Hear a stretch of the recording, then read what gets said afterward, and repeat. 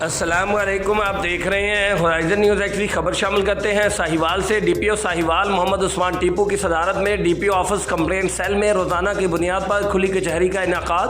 عوامی مسائل کے فوری اور مؤثر حل کے لیے متعلقہ افسران کو احکامات جاری۔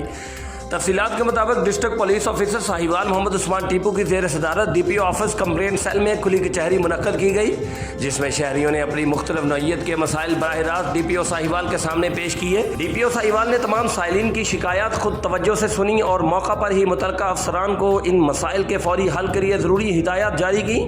اس موقع پر D P O Sahiwal Muhammad Usman Tipu کا کہنا تھا کہ عوامی مسائل کا بر وقت شفاف اور منصفانہ ازالہ پولیس کی اولین ذمہ داری ہے۔ انہوں نے مزید کہا کہ کھلی کچہریوں کا مقصد شہریوں اور پولیس کے درمیان اعتماد کو فروغ دینا اور عوام کو فوری انصاف کی فراہمی کو یقینی بنانا ہے۔ ڈی پی او ساہیوال نے افسران کو واضح ہدایات دیتے ہوئے کہا کہ تمام درخواستوں پر میرٹ کے مطابق کارروائی کی جائے اور کسی بھی شکایت کے حل میں غفلت یا تاخیر ہرگز برداشت نہیں کی جائے گی۔